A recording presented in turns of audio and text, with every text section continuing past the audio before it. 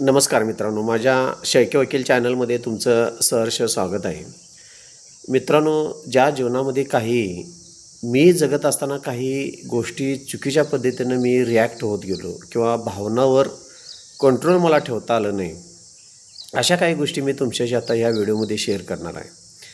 काय व्हायचं, आपण आपलं जीवन जगत असताना जसं आपल्याला 7वी 10वीपासून जसं समजायला लागतं, कॉलेजचा काळ असेल किंवा तुमचा व्यवसायाचा काळ असेल किंवा तुमची आर्थिक जबाबदारी ज्यावेळी तुमच्यावर पडलेली असेल, त्यावेळी काय होतं आहे, जर तुम्ही खरोखर जीवनामध्ये प्रामाणिक जगत असाल, तसंच माझं जीवनामध्ये असं झालं की सुरुवातीपासून कोणत्याही चुकीच्या पद्धतीनं जीवन न जगता चांगल्या पद्धतीनं जीवन जगत असताना फार महत्त्वाची कुठली जीवनात गोष्ट आली तर काही गोष्टीमध्ये काही ठिकाणी मला माझ्या भावनावर कंट्रोल करता आला नाही.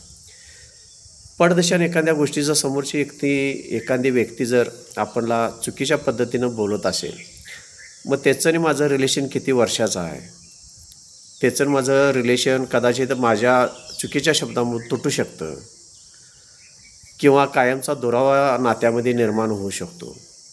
अशा काही गोष्टींचा विचार न करता मी माझ्या भावनावर कंट्रोल त्यावेळी ठेवायला पाहिजे होतं.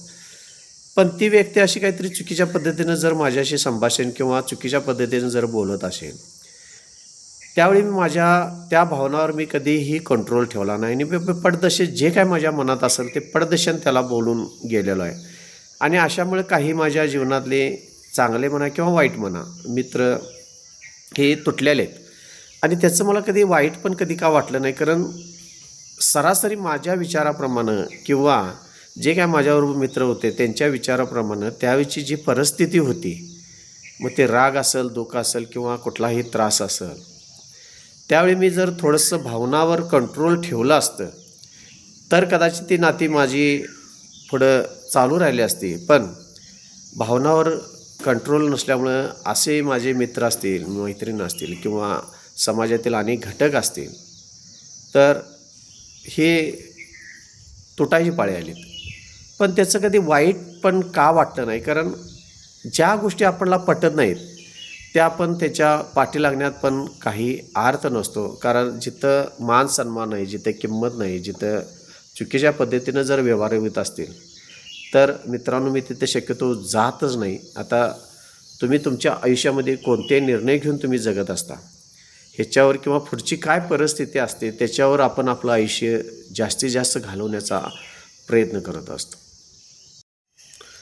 मग अशी काही गोष्ट थोडीशी मनाला लागली की ती माणसं भावनावर माझ्या नियंत्रण नसल्यामुळं माझ्या जीवनात ती कट ऑफ झाली किंवा नाती ही तुटली गेली. पण मी मित्रांनो माझ्या आयुष्यात मी फार अशा गोष्टींचा फार विचार केला नाही की मला माझं आयुष्य जगत असताना इतरांचा जर मी विचार करत बसलो तर मी माझं आयुष्य जगणार कधी. आणि मी काय स्वतःहून त्या व्यक्तीला कधी तोडली नाही, कारण जीवन जगत असणं फार महत्त्वाची गोष्ट आहे. ते की प्रत्येकाचे प्रॉब्लेम वेगळे असतात, प्रत्येकाचं आयुष्य वेगळं असतं आणि प्रत्येकावर येणारी जी परिस्थिती असते ती वेगळीच असते. प्रत्येकाची परिस्थिती एकसारखी कधीही कुणाची नसते. जरी 4 मित्र आपण एकत्र जमलो तर 4 मित्रांची जी परिस्थिती आहे ती माझी नसते, कारण मी कोणत्या परिस्थितीनं जात होतो आणि ते कोणत्या परिस्थितीनं जात होते.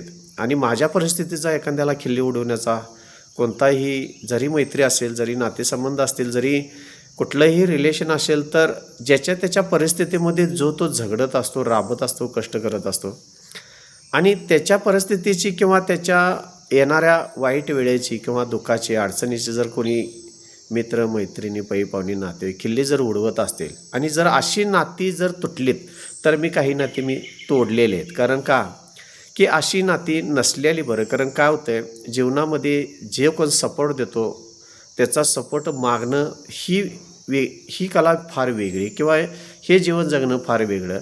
पण आपण अडचणीत असताना जर ही माणसं जर आपण आपलं जीवनाची जर खिल्ली उडवत असतील तर अशी माणसं आपल्या जीवनात काहीही गरज नाही. त्यामुळे मी ती काय बोललीत, ती कशासाठी बोलतात, ती का बोलतात, आपल्याला खाली दाखवण्याचा प्रयत्न करतात का, ह्याचा मी कधीही जास्त मनावर विचार केलाच नाही. आणि माझं मित्रांनो असं स्पष्ट मत आहे की समाज काय म्हणतो, आपण आपल्या मार्गानं जर योग्य मार्गानं जात असलो तर समाज काय म्हणतो, पै पाहुणे काय म्हणतात, नातेवाईक काय म्हणतात, हे माझ्या दृष्टिकोनातून तर मी थोडंसं नथिंग का ठेवतो.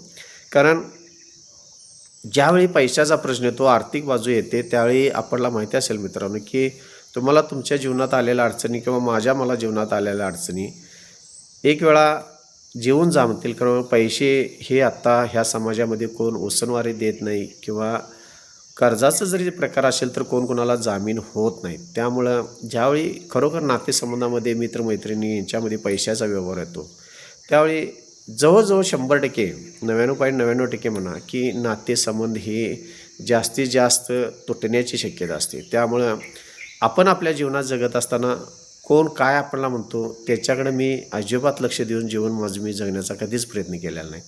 जी काय परिस्थिती माझ्या जीवनामध्ये येईल त्याच्याशी टक्कर देऊन त्याच्यापासून पुढं जाण्याचा मी जास्तीत जास्त प्रयत्न केला. त्यामुळं कुठेही आता चार चौघात बसायचं असेल, मित्रमैत्रिणींबरोबर जायचं असेल किंवा समाजाबरोबर वागायचं असेल तर मी फार विचार करून त्यांच्याबरोबर बसत असतो. कारण काय, त्यांच्याकडं मला पॉझिटिव्ह काय घेता येईल, निगेटिव्ह जर आलं माझ्या जीवनात तर माझं चाललेलं आयुष्य खरोखर थोडंसं त्रासदायक होईल का. आणि बसताना असंच विचार करत आला आहे की मित्रांचा घोळका असण्यापेक्षा 2 आणि 3च मित्र जेवढे माझ्या जीवाभावाचे आहेत, मी त्यांच्या जीवाभावाचा आहे, एकमेकाला चांगला सल्ला देता येईल, चांगला सल्ला घेता येईल. उगाच फापड पसारा जीवनामध्ये मित्रांचा असून एकही कामाचा नसण्यापेक्षा एक असू दे 2 असू दे आपल्या जीवनामध्ये चांगले आणि प्रामाणिक आणि आपल्या प्रगतीमध्ये हातभार लावणारे जर मित्र असतील तर खऱ्या अर्थानं आपलं मार्ग चांगल्या पद्धतीनं जीवन जगता येतो. आणि त्यामध्ये फार महत्त्वाची गोष्ट कुठली असेल, आपल्या जीवनामध्ये जो आपण चॉईस करणारा मित्र असतो तो निगेटिव्ह नसावा, नकारात्मक त्याच्यामध्ये भरलेली नसावी. आणि जी नकारात्मक जी अशी काही जीवनामध्ये येणाऱ्या माणसांना पटदिशान 10 फूट लांब ठेवलेलं बरं. कारण आपण आपलं सुंदर आयुष्य जगत असताना अनेक अडचणीशी अनेक परिस्थितीशी तोंड देत येत असतो. आणि ही नकारात्मक माणसं जी नाही म्हणणारी निगेटिव्हपणा असणारी माणसं जर जीवनात आली तर आपण कुठं सोन्याचा एक 4 क्षण जगणार असतो, त्यामध्ये सुद्धा ही मिठाचा खडा टाकण्याचा दुधामध्ये चांगल्या प्रयत्न करत असतात. त्यामुळं अशा माणसांपासून जितकं जास्त लांब राहता येईल तेवढं मित्रांनो राहण्याचा मी माझ्या जीवनामध्ये प्रयत्न केलेला आहे.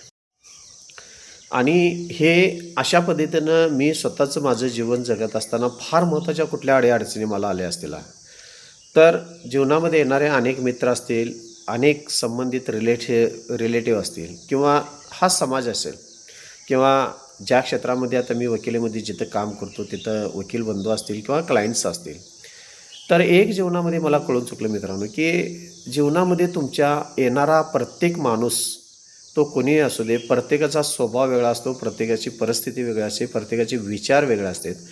आणि तुम्हाला जर त्यांच्याशी मॅचेबल म्हणजे त्यांना समजावून जर तुम्ही घेऊन जगत असाल तर खऱ्या अर्थानं आपल्याला सुखी समाधानी आणि समृद्धी जगण्याचा आपण प्रयत्न करत असतो. काय होतं, आपले विचार कदाचित त्यांच्या विचारापेक्षा वेगळे असतात आणि प्रत्येक माणसाचा जितकी व्यक्ती तिथं प्रवृत्ती ही असतेच असते. त्यामुळं आपण किंवा माझ्या जीवनात ज्या काही व्यक्ती येतात मग ते काही व्यक्ती बुद्धीनं हुशार असतात, काही व्यक्ती पैशानं श्रीमंत असतात, काही व्यक्ती बुद्धी पण असते, पैसा पण असतो, काही व्यक्ती गरीब असतात पण बुद्धी फार त्यांच्याकडे असते, काही व्यक्तींच्याकडं सगळं असूनसुद्धा वागण्याची कुवत व्यवस्थित नसते किंवा विचारांची कुवत वेगळी असते.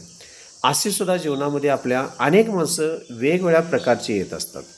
कारण सगळ्यांकडेच बुद्धी असते असं नाही, प्रत्येकाच्या कुवतीप्रमाणे किंवा प्रत्येकाच्या जे काय तिने जीवनामध्ये संघर्ष केला आणि त्यांना जे काय अनुभव त्यांच्या जीवनामध्ये आले त्या पद्धतीनं ती व्यक्ती जीवनामध्ये वागत असते. कारण काही व्यक्तींना त्यांच्या जीवनामध्ये कधीही संघर्ष बी करावा लागला नाही अशासुद्धा जीवनामध्ये आपल्या व्यक्ती येत असतात. आणि त्यांच्याशी आपण वागत असताना आपण कोणत्या पद्धतीनं वागलं पाहिजे हे आपल्यावर अवलंबून असतं. कारण आपल्या जीवनामध्ये येणारी आता आमच्या जीवनामध्ये येणारे काही क्लायंट असतील किंवा मी अनेक व्यवसाय केले, त्या व्यवसायाच्या माध्यमातून येणारी जी माणसं होती त्या प्रत्येक व्यक्तीला मी समजावून घेण्याचा प्रयत्न केला. पण प्रत्येकाचं जर मन राखतो म्हटलं असा तर ते शक्य होणार नाही. कारण प्रत्येक माणसाला आपण जर सुखी समाधानी समृद्धी आपल्यापासून ठेवण्याचा प्रयत्न करायला लागलो तर हे शक्यच नाही. तुमची 100पैकी 10 माणसं ही तुटणारच आहेत. कारण ती तुटण्यासाठी तुमच्या जीवनात आलेले असतात. आणि जी काय आपली 60-70 माणसं जी चांगली असतात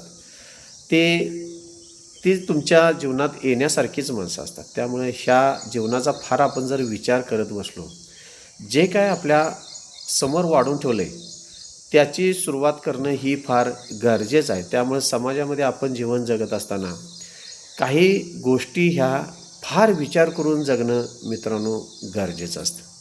माझ्या चॅनलवर जर नवीन असाल तर चॅनलला सबस्क्राईब करा, लाईक करा, शेअर करा. धन्यवाद.